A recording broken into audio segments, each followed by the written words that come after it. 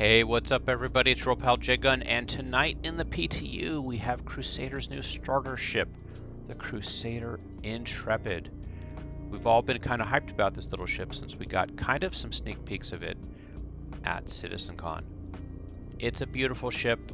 I love the Crusader design language myself, and let's take a quick tour of this ship. We'll start with a nice smooth turn around the outside, and then we'll do an interior walkthrough. And then we'll do some dogfighting, because while people may debate back and forth the asymmetry of the design, the one thing that pretty much everybody agrees on is that one little size 3 cannon probably isn't enough to make this a well-rounded starter. So what is this thing? Is it just a little starter ship that can carry 8 SCU and that's about it? Or is it well-rounded and can do well in a fight? I want to find out. But first, before we do this bounty mission, let's take a look inside. I love the way we enter the Intrepid. It's got a nice side entry, quick and easy, just like the 100 series from Origin. However, this little ramp is a lot quicker than the step ramp on the Origin 100i. So for that, I am a fan. We'll start our ship tour here in the aft section, where we have this rather large room for a starter ship, and it's flanked on each side by these storage areas. And inside of these storage areas are where each of 2 4 SCU elevators can be deployed. So you can have a total of 8 SCU, 4 on each side. And aesthetically, this is just super groovy. Like, I love the look of this. And each one of these little storage containers has a window, so you can actually see if your boxes are in there or not, because, for those of you who have flown an Origin 300 series ship, who the hell knows? You put the cargo in that little belly lift, but, when you land at your destination, it's rarely still in there. So we get a lot of cool stuff here. We get the lifts that go up and down. We get the doors that open so we can go inside.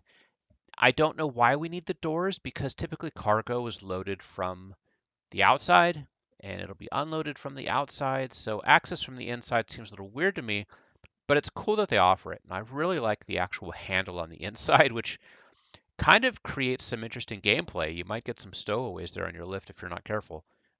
Or if you happen to lock yourself out, it looks like you'll be able to pull a little handle from inside the cargo bay to get back in. So that's pretty cool.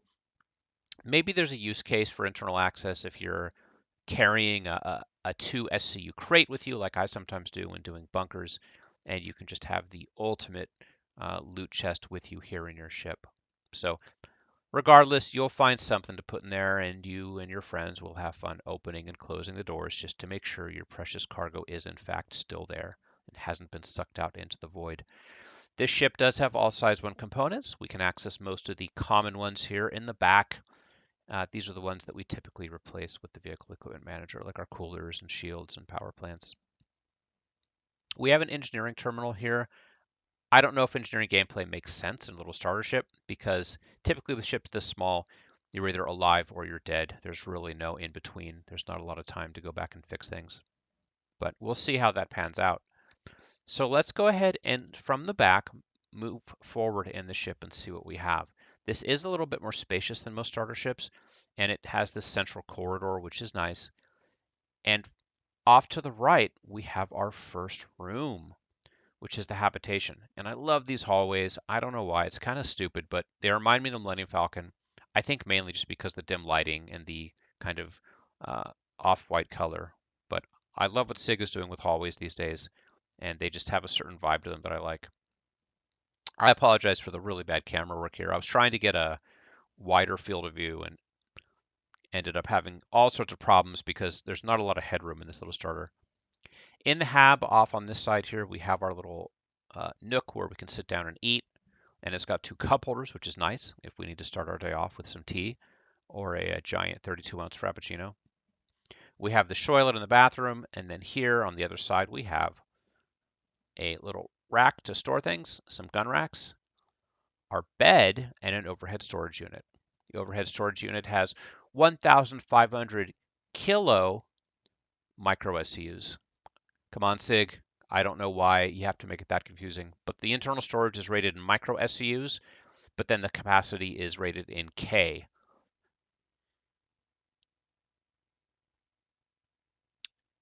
And to our left, we have what is probably a suit locker. We're seeing suit lockers in all the ships nowadays. That gameplay isn't here, and I don't know how it's going to work, but it is what it is. Like a lot of things we see in these ships, it's kind of just wasted space until they implement it. But we'll see what they do with that. Could be interesting. So that's it for the hab. It's large. It's like a medium-sized hab. It's a separate seating area, separate bathroom, separate storage and bed, and it's kind of like what you would expect from a hab in a medium-sized ship. So let's continue our tour towards the front of the ship, and here we will enter the bridge. And it is long in Crusader fashion. I'm sure they could have stuck 3 more circular doors in here if they wanted to, but thank God they didn't. So in the bridge, we have access to the lesser known components, the components that we don't yet have access to change out in the game, like life support, radar, avionics, and stuff like that. So it'll be interesting to see what they do with that gameplay in the future. So we'll go ahead and get in the seat and power her up, and we'll return to that bounty hunting mission we were about to start, because after all, the most important thing for us to find out is, can this thing hold its own in a fight? What the Intrepid is, if anything, is it's fast. It caps out at 1,225 meters per second, and for a starter ship, that's pretty insane. So here we go into battle with our one size 3 weapon.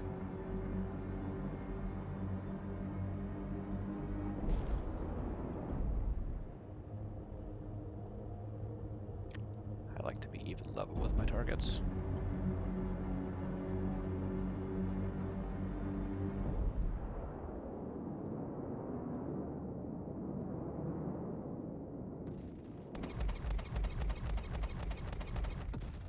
Attack on shields. Attack on shields. Let's put everything to weapons.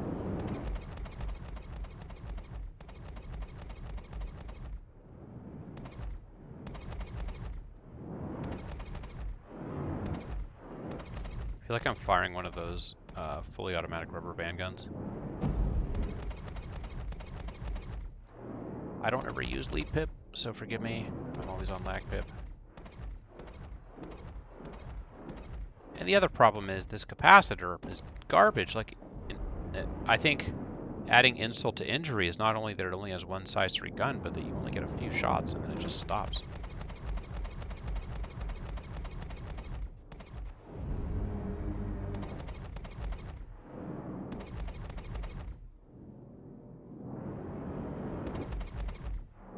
And the desync.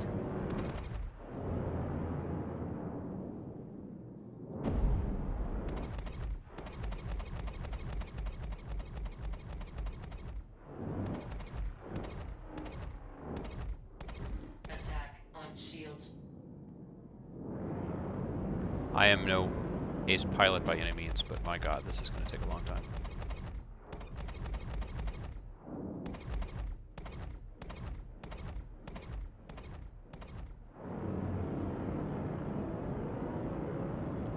This is definitely not the ship she tells you to worry about.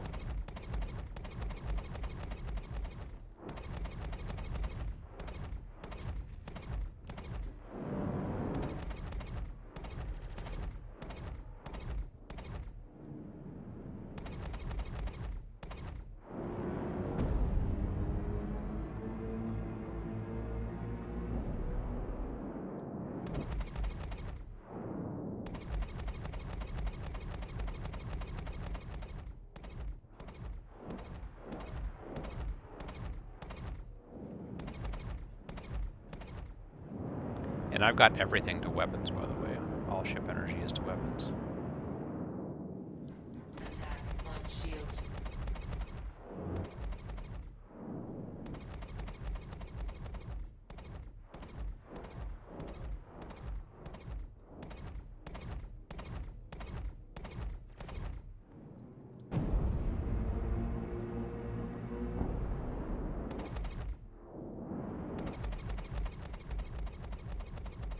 Target destroyed. So, should you buy the new Crusader Intrepid? Because you're going to get a chance to in 2 weeks or so. Uh, the answer really comes down to, you know, do you like drag racing in a Prius? Do you like pina coladas?